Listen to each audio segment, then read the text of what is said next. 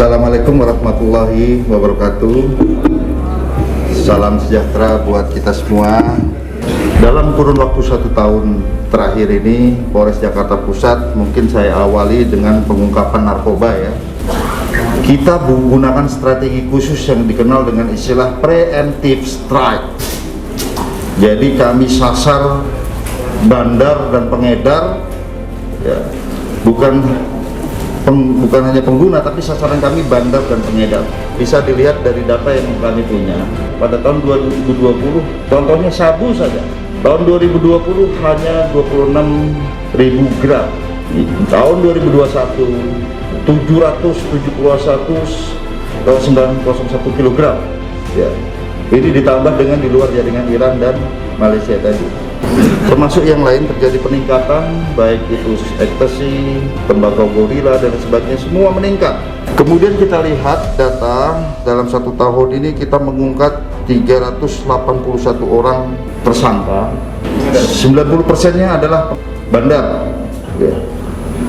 Kriminal secara umum itu terjadi penurunan, penanganan kasusnya itu dari 1009 kasus, clearance-nya 828 kasus.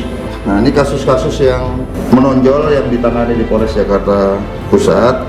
Kita pernah mengungkap kasus premanisme di Kemayoran, kemudian mafia tabung oksigen, kemudian terkait kasus Aktual TV. Ini fenomena baru. Ini kita ungkap juga di sini. Kemudian ungkap kasus pinjol ya, kita yang pertama kali mengungkap. Kemudian pembunuhan karyawan Basarnas, nanti akan dijelaskan. Kemudian kasus LSM Tamprak yang kemarin kita ungkap, dan terakhir kita mengungkap kasus mafia tanah ya. Untuk jumlah laka lantas, meninggal dunia 7 orang selama 1 tahun, luka berat 24 orang, luka ringan 506 orang, rugi material kurang lebih 644 juta. Kemudian terkait dengan aksi unjuk rasa, ini ada 677 aksi unjuk rasa di masa pandemi ya. 120-nya tidak ada STTP, surat tanda penerimaan laporan, artinya tidak dapat ada rekomendasi dari kepolisian. Kemudian kegiatan inovasi kita beberapa waktu yang lalu, kita bersama-sama komponen bangsa yang lain, komponen masyarakat yang lain, dibantu pengusaha, relawan, dokter-dokter, kita membentuk vaksinasi mobile. Akhirnya bisa mendongkrak vaksinasi di Jakarta Pusat secara signifikan.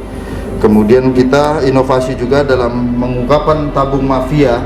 Kemudian barang bukti ini kita sumbangkan dan dibayar oleh CSR dari beberapa perusahaan untuk kita sumbangkan pada masyarakat. Kemudian juga dalam pelaksanaan pengamanan demo di masa pandemi, kita menggunakan hazmat semua, rekan-rekan sekalian. Jakarta Pusat saat ini sedang memperkuat melalui kampung tangguh, kampung Kamtipmas, bagaimana kejahatan itu membuahkan tanggung jawab bersama di tingkat terbawah. Kemudian memperkuat Sabara, patroli Sabara. Kita perkuat Jakarta Pusat saat ini, ditambah personilnya, kita tempatkan di beberapa strong point untuk melaksanakan patroli untuk mencegah terjadinya kejahatan, karena kita kemarin miris beberapa kali terjadi kejahatan dan tidak ada patroli untuk memperkecil kesempatan orang berbuat jahat itu. Ini yang perlu kami sampaikan kepada rekan-rekan sekalian. Secara umum Kamtipmas di Jakarta Pusat ini stabil dan terjadi penurunan, dan seperti yang kami sampaikan tadi, ini fenomena yang terjadi di Jakarta Pusat.